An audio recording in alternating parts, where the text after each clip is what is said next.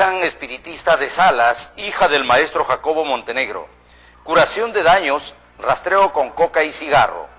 Limpias con cuy, florecimientos, orientaciones de enfermedades. Consulte con la experiencia de 40 años en ciencias ocultas de la espiritista Rosita Montenegro Medina. Respeta la ciencia médica. Ella los atiende en Girón 28 de julio, Manzana 17, lote 1, en Magdalena Nueva, de 8 a 1 de la tarde, de 5 a 8 de la noche. Sus consultas, hágala por teléfono, llamando al 32 57 02. Rosita Montenegro los espera. Bien, estamos a continuación para conversar con nuestro siguiente invitado. Está con nosotros Pedro Jesús Arenas Palomino, un profesional muy conocido en el tema portuario sobre todo, ha desarrollado trabajos en diversos sectores. Él es asesor y consultor, ex asesor en el Congreso de la República de uno de nuestros grandes amigos chimbotanos, como es el doctor Luis Alberto Churrubio, por ejemplo, gestor profesional de intereses en el Parlamento Nacional y Poder Ejecutivo, con estudios de gerencia política en Estados Unidos y de maestría en ciencias políticas en la Universidad Federico Villarreal, analista político y analista en diversos medios de comunicación local y nacional, con amplia experiencia en gestión en el sector estatal y privado. Pedro, ¿cómo está? Buenos días. Bienvenido al programa. Carlitos, muy buenos días. Gracias por la oportunidad que me brindas de poder dirigirnos a la teleaudiencia para un poco analizar la situación de esta campaña electoral que tenemos en cierre, ¿no? Sobre todo la política nacional, Pedro, conocedor, tienes experiencias, estuviste en el Congreso por algún tiempo y bueno, pues nuestra preocupación, no solamente en nuestra región o provincia, sino en el país, cómo se viene manejando la política y cómo salen las cosas tan ingratas para la política y para la imagen de este Perú que todos debemos querer, y por lo menos nosotros la queremos mucho. Imagínate el comportamiento desde el Ejecutivo, el Legislativo, incluso se han dicho tantas cosas de la mal llamada primera dama de la nación, para mí particularmente esposa del presidente de la República, no primera dama de la nación. No sé cómo conceptúas tú esto, bueno, Pedro, por favor. Hay una crisis muy profunda en el accionar político en el país. Una crisis profunda, donde tenemos personajes involucrados con el narcotráfico, tenemos personajes que ya no deberían ser llamados padres de la patria, ni siquiera padrastros de la patria, ¿no? Creo que no representan en realidad casi a ninguno de la población en el país, en el Perú. Esto es grave, gravísimo, ¿no? En la época que tú estuviste en el Congreso, Pedro, la cosa no era tan escandalosa, me parece, todavía, ¿no? No era tan escandaloso, pero ya se venía distorsionando la labor prácticamente de los padres, de los mal llamados padres de la patria, ¿no? Caso concreto tenemos pues nuestros comepollos, mataperros y una serie de cosas que no los comedores, robacable, por favor, lavapiés. O sea, esto es terrible porque no hemos podido hasta el día de hoy por lo menos sacar a la luz buenos legisladores que hayan planteado cosas totalmente positivas. ¿Cómo es el último caso? ¿Cómo es posible que legislen una ley para obligar a la independiente a que aporte a las AFP y ellos mismos después, o sea, básicamente tiren al tacho de basura la ley que ellos aprobaron? Increíble. O sea, se han hecho leyes, o se están fabricando leyes sin tener idea del costo-beneficio que obliga a que cualquier propuesta legislativa tenga. O sea, no analizaron el costo ni el beneficio que esta ley o esta norma iba a generar en el país. Y fue la presión mediática y de los independientes que finalmente llevaron al tacho de basura esta ley. Y por último, pusieron en grave crisis el accionar del Parlamento Nacional y el país. Se vio envuelto en una crisis terrible porque fue uno de los puntos que puso en jaque para darle el voto de confianza al creo que el Perú, Pedro, es uno de los países, digamos, subdesarrollados, donde tiene miles y miles de leyes, ¿no es cierto? Y de esas miles y miles de leyes, pues un porcentaje bastante minúsculo es que se viene aplicando, porque imagínate, como la que tú señalas, ¿cómo pues promulgar una ley que dure pues una semana, 15 días y luego, bueno, pues ya, ante la presión del pueblo peruano, ante la presión de la gente, no, bueno, sí, creo que está mal, mejor lo rompemos. Así es, grave. La incapacidad de nuestros legisladores, la incapacidad de en quienes confiamos que son los mejores técnicos, los especialistas en manejos tributarios, económicos de nuestro país. La situación está muy delicada porque quienes acceden al Parlamento Nacional en una gran mayoría están accediendo porque tienen dinero o tienen conexiones para poder postular en muchos ambientes de alquiler o cosas por el estilo, coyuntural o circunstancialmente. No hemos visto calidad, como te digo, de normas y estamos viendo en muchos casos que el Ejecutivo tiene un gran porcentaje de proyectos de ley, un gran porcentaje cuando debería ser mínimo, debería ser excepcional, porque la labor de legislar es del Parlamento Nacional, son de los congresistas de la República en esta coyuntura, pero no lo es así. El Ejecutivo manda un sinfín de proyectos de ley que básicamente son aprobados sin chistar, se podría decir en este caso, ¿no? Eso es delicado, muy delicado, hay que prepararse, hay que estudiar, hay que por lo menos tener una idea de lo que se debe hacer en el Parlamento Nacional y no solamente ir y sentarse, escuchar y firmar finalmente, ¿no? Sí, pues, a mí me complace sobremanera conversar contigo aquí en el programa. Luego de haber hecho tu paso por el Congreso de la República, sea de asesor principal o de repente del pool de asesores, ¿no es cierto? Pero es importante, pero lo que no admito, por ejemplo, es lo que decía nuestro expresidente del gobierno regional, decía, asesor. Oiga, ¿cómo puede uno ufanarse de ser asesor de un político de la talla pues de don Popio Olivera en esa época? Él fue a trabajar ahí en su escritorio, que era muy diferente. Pues es bueno ser sinceros, ¿no es cierto? Ser respetuosos consigo mismo para cuando uno vierte alguna cosa o alguna opinión, ¿no te parece, Pedro? Pero permítame, no vamos al corte, retornamos para continuar con más.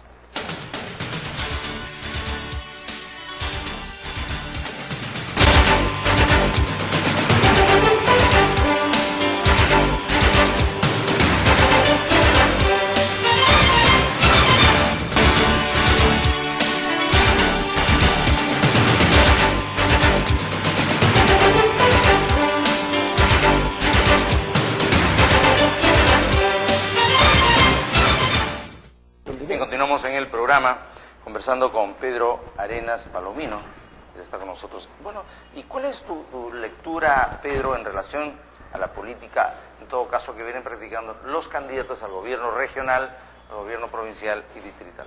Bueno, la lectura general que he podido apreciar es de que esta es una campaña chicha, que lamentablemente al señalar esta situación,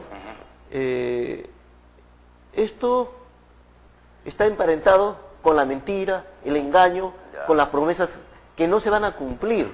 O sea, todo este contexto de cosas y de situaciones que se están dando, donde más prima el baile, donde más prima el canto, donde más prima quien cuenta el mejor chiste, o sea, en contra de lo que debería ser, que es una propuesta clara, concreta, realizable en el tiempo corto, mediano o largo plazo. Entonces, no se está dando esto. Tú escuchas propuestas, como te digo, de ofrecimiento de 40.000 puestos de trabajo, 100.000 puestos de trabajo, nuevamente insisten en el megapuerto. O sea, en el país no se va a dar un megapuerto, ni siquiera el Callao va a ser un megapuerto. Porque no tienen no tienen espacio suficiente como para poder desarrollarse un megapuerto, salvo que lo hicieran en la isla San Lorenzo, que se estaba planificando y que tampoco... Hay un candidato a la región, Pedro, perdóname que te interrumpa, que está pensando en el tema del megapuerto, hacerlo aquí en la parte, al sur de nuestra ubicación, más o menos entre Besique y Samanco, por ahí me parece. Bueno, ese candidato habría que decirle que por lo menos visite pues a los especialistas en la materia portuaria y que tenga una idea más clara de lo que ofrece. Los puertos no están calificados en el país como nacionales o internacionales. Solamente los aeropuertos tienen esta calificación. ¿De internacional? De internacionales o nacionales. Los nacionales son que realizan vuelos... ¿Cuál es la calificación o la denominación de los puertos? De los puertos... los puertos no tienen una de cabotaje o ¿cómo se dice? Los puertos de cabotaje, porque hacen travesías que hacen travesía entre puerto y puerto nada más. Una carga, por ejemplo, que va de Salaberry a otro... Al Callao. Sí, al Callao. Sí. La mayoría de los puertos en el país pueden atender carga nacional y extranjera que viene y sale directamente a otro país. En ese contexto... ¿Nosotros qué somos? ¿O qué éramos? ¿Qué somos? Somos un puerto, ¿no? Bueno, para nuestra calificación interna, para nuestra calificación o clasificación interna, somos un puerto de alcance regional. ¿Por qué? Porque simplemente el puerto de Chimbote atiende cargas para la región. O sea, que vengan del extranjero o de donde vengan, pero solamente se distribuyen en la región. No atienden a otras regiones adicionalmente, sino sería un puerto de alcance nacional. ¿Por qué? Porque da atención, por ejemplo, traen descarga acá. ¿Y cómo es que a Chimbote le dan, perdón Pedro, y cómo es que en el Perú a Chimbote le dan el primer puerto pesquero del mundo? Bueno, es por la pesca, no es... solamente por la cuestión de pesca. Pesca industrial acá se confunde mucho, cuando tú le preguntes a la gente, ¿conoces el puerto? Sí, dice, allá donde descargan los pescados. Un momentito, la gente te dice eso. No, el puerto o el puerto mayor... O sea, está ubicado en el terminal portuario de Chimbote, que queda frente a la aduana o la capitanía de puerto, donde se atienden naves de alto bordo, que son las que llevan y traen las mercancías, tanto para importación como la exportación. Eso es totalmente diferente, ¿no? El señor que ha hablado sobre la construcción de un puerto internacional, o sea, yo le pediría primero que atienda el puerto que tiene, el terminal portuario que tiene, y que da muchos ingresos para el municipio local. El municipio local se ve beneficiado con el impuesto de la ley Chimbote, que son dineros recaudados con el 20% que se le graba a estas exportaciones y se recauda por la SUNAT y directamente se entrega al municipio local. En el año 2008, si no mal no tengo entendido, se le entregó más de 38 millones al municipio para que haga sus obras y una serie de cosas que beneficien a la comunidad. Entonces, hay que tener las ideas claras, y si no las tenemos, por lo menos consultemos con los expertos. Nada les cuesta ir donde el gerente general del terminal portuario de Chimbote y preguntarle, decirle cuál es la necesidad, cuál es... Yo hasta el día de hoy no conozco de un solo candidato que haya ido a hablar con los trabajadores del puerto, que haya ido a hablar con el gerente del puerto para que los ilustre sobre cuál es nuestra necesidad, o hayan ido a hablar con el gerente de la autoridad portuaria regional recientemente creada, ¿no? Perfecto. Pedro, el tiempo es muy ingrato en televisión. A ver, como analista político, la región Ancash está quebrada socioeconómicamente por los 4 costados, ¿no es cierto? Cuando digo la región, hablamos de todas las 20 provincias, y en especial nuestra provincia, ¿no es cierto? Entonces, ¿qué preocupación o qué comentario te merece este tema frente al poquísimo tiempo de elegir a nuestras nuevas autoridades? Bueno, mucho ofrecimiento y poco dinero. Todos dicen que van a gestionar. ¿Y van a gestionar dónde? Van a gestionar al gobierno central para que les dé el dinero para ejecutar todas sus promesas. Yo lo veo difícilmente. Yo creo que deben hacer lo que hizo Ollanta. A ver, ¿qué hizo? Deben sincerar su plan de gobierno con la llamada hoja de ruta. De lo contrario, lo que tienen en cierres pues no se va a cumplir. Al margen de eso, hay promesas. Tampoco el señor Ollanta Humala cumplió en totalidad su hoja de ruta. A pesar de haber sincerado su plan de gobierno, porque era incumplible, era su plan de gobierno, y sinceró un poco con su hoja de ruta, y por eso obtuvo la primera magistratura. Pero hay ideas graves, como yo te puedo señalar el caso de una propuesta de Rudy Peña Banda a la provincial. Dice lo siguiente. Es el caso del diezmo. Sí, la corrupción, lo peor que le ha podido pasar a Ancash es la corrupción. Sí, sí. La corrupción ha traído como consecuencia todas las lacras sociales, el sicariato, el robo y todo lo demás. Y este señor manifiesta, el diezmo es una voluntad política. Por favor, señor Rudy Peña, el diezmo es una voluntad de corrupción. Y usted señala que no se puede hacer nada contra eso. Lo que se puede hacer es predicar con el ejemplo. y dice que va a abrir una cuenta bancaria para aquellos que quieran diezmar. Por favor. ¿Y quién le va a manejar? ¿Y quién le va a manejar? ¿Y para qué va a ser ese dinero? ¿Y quién va a ir a depositar? ¿Sabe que estoy depositando este diezmo?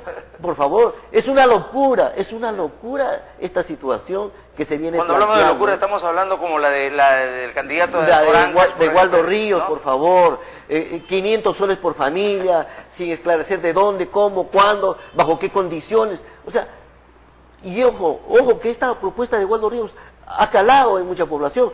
Acá por lo menos en Chimbote, antes las otras elecciones pasadas no se veía eco de sus propuestas o cosas por el estilo, y ahora sin embargo tú ves que ha avanzado. O sea, no sé qué le pasa a la población, o estamos desesperados por creer en alguien, o estamos desesperados porque nos den dinero a cambio de nuestro voto. Yo lamento mucho lo que ocurre en Ancash, sobre todo hay un tema que, por ejemplo, nadie está hablando, el tema de la macrorregión. Ese tema de la macrorregión ya tiene el expediente técnico elaborado. ¿Y quién conoce? ¿Qué periodista? Claro, sí, sí. ¿Qué conoce? ¿Qué sabemos de la macrorregión? No sabemos nada. Sin embargo, callan de mil maneras y de mil formas todos los candidatos al gobierno regional de Ancash. No dicen nada. No dicen si vamos a seguir, si es beneficioso, si no es necesario o no necesario. No, y si es beneficioso sobre todo, o vamos a perder. Se escucharon algunas voces que Ancash perdería mucho frente a regiones que no tienen mucho que dar, como es Huánuco y Ucayali. Se hablaba de Huánuco y en estos momentos Huánuco se está considerando como una de las zonas más importantes en materia de minería, ¿no? Cierto. Bueno, los últimos hallazgos que están teniendo están repotenciando la economía de esa región. Pero, señores, hay que hacerlo con calma. Toda cosa que se quiera hacer, hay que hacerlo con calma y con conocimiento de la población, y no con el desconocimiento. Ahora, lo más importante... Permítame, Pedro, vamos a ir al siguiente corte. Vamos a volver para hablar unos minutitos más, porque es interesante, sobre todo el tema de la creación de la macrorregión. ¿Es sí o no importante? No sé, esperamos de que con tu conocimiento el día de hoy, a ver, nos des algunos alcances sobre el tema. Retornamos rápidamente.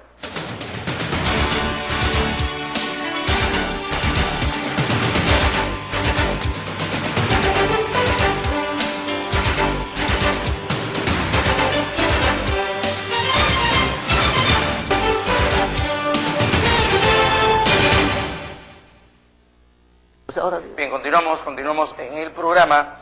Pedro, hay muchos temas en agenda, pero me gustaría, por ejemplo, hablar, o que nos comentes el tema que te he anunciado por la experiencia, el conocimiento que tienes, y luego también el tema del proyecto especial Chinecas o en el entendimiento que hoy sí casi todos, ¿no es cierto?, están hablando por el tema de la bocatoma única, lo que antes no era así. Bueno, en primer lugar, la macrorregión, mal llamada macrorregión, porque en el país no existen regiones, por si acaso. Existen departamentos con gobiernos regionales, ¿no? Lo que sí se crearía es una región integrada entre Ancash, Huánuco y Ucayali, que es la primera posibilidad que se estaría dando en el país. ¿Sería la más adecuada o no? Bueno, habría que conocer cuáles son las potencialidades, cuáles son las debilidades de cada una de estas regiones. Particularmente creo que toda la población desconoce eso. ¿En qué nos beneficiaría? ¿En qué nos perjudicaría? ¿Dónde sería la sede regional? Es complejísimo, ¿no? Porque cada departamento tiene sus propias aspiraciones, sus propias ideas como región. Entonces, podría ser beneficioso si es que esto se daría en los términos de conocimiento amplio de los pobladores. ¿Qué hacer para conocer? En primer lugar, conformar comisiones que se encarguen de hacer foros, charlas, divulgación plena. Con los especialistas en la materia, ¿no? Ahora, queremos una macrorregión, más llamada, como te digo, cuando ni siquiera podemos integrarnos en Ancash, la costa con la sierra. Nos decimos serranos, nos decimos costeños, increíblemente, cuando primero... integrémonos nosotros, como Ancash. Como Ancash, ya no hay ni sierra ni costa. Exactamente. Ancash, hablo de candidatos, ahora le toca la costa, ahora le toca la sierra, por favor. O sea, ¿y cómo vamos a avanzar hacia la integración de esta supuesta macrorregión? Ojo, Pedro, que ahora nuestros hermanos que se consideran serranos dicen, ya nos gobernó un costeño. ¿Costeño qué? Choro, ratero, corrupto, ¿no es cierto? Ahora ya no quieren, dicen, ahora será un serrano, dicen, en estas justas electorales, por ejemplo. La macrorregión, como digo, puede puede ser conveniente como no lo puede ser. Es más, somos el primer proyecto, y esperemos que en esta oportunidad no seamos el mal ejemplo, porque ya somos mal ejemplos casi en todo, ¿no? Sí. O sea, crimen, corrupción y tantas otras cosas, estamos siempre a la palestra, no solamente nacional, sino internacionalmente somos conocidos, ¿no? Una pena también que, por ejemplo, en un caso de la alcaldía con Estorno Díaz, tuvimos que ser noticia nacional e internacional, sí. Gravísimo, pero ahora, Chinecas, señores, la gran esperanza, postergada durante décadas, ¿por qué razón?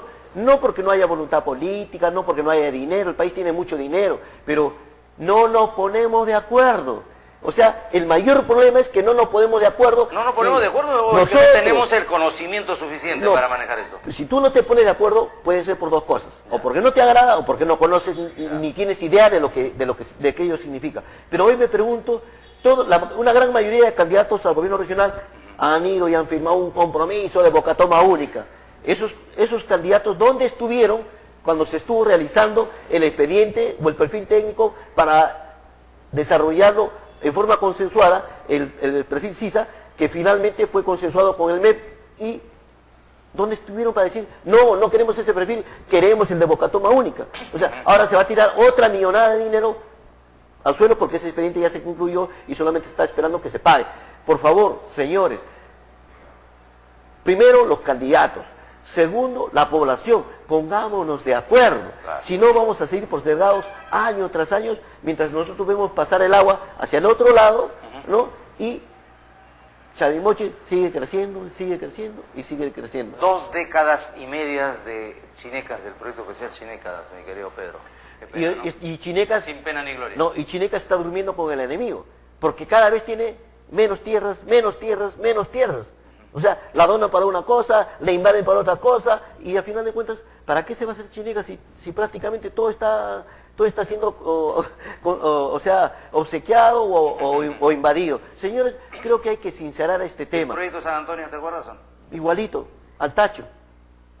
Con ley, ese está con ley, la ley vigente. No solamente... esa ley está vigente todavía. Sí, no solamente... Pero hay seis invasores que ahí están. Está muerto, eso ya está muerto. Tienes ¿Tú la ley de zona franca, había una ley de zona franca para que tú conozcas. Sí, había una ley, claro. Ha habido también una norma específica para la construcción de la base naval, con más de 500 millones de inversión que se debería, pero igualito. Ya no hay.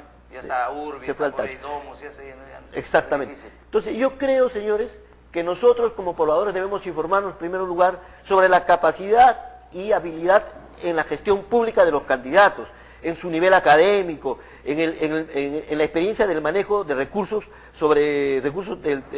públicos, si han tenido eficiencia en el gasto público, si tienen un plan de gobierno coherente, tanto regional como municipal, cuál es su equipo de gobierno, ¿no? Cuál es la experiencia que ellos traen conjuntamente con su equipo de gobierno, ¿no? Cuál es el plan efectivo sobre seguridad ciudadana, ¿no? Y asimismo, si es que van a permitir que intervenga el sector privado en el manejo, en la gestión pública, ¿no? Porque se puede concesionar determinados proyectos como, por ejemplo, la industrialización de la basura, como si es que hablan de un teleférico, porque sería una locura que el municipio invierta en un teleférico, ¿no? Para mí sería una locura, ¿no? No tiene facultad económica pero están promoviéndolo, ¿no? Pero eso es con inversión de afuera. Esperemos que sea así, porque de lo contrario, señores, nos espera más de lo mismo, o sea, más corrupción. Y ojo, nadie tampoco está señalando claramente qué es lo que debe hacer con la corrupción, porque no se ha ido, señores, no se ha ido, está latente, está vivito y coleando,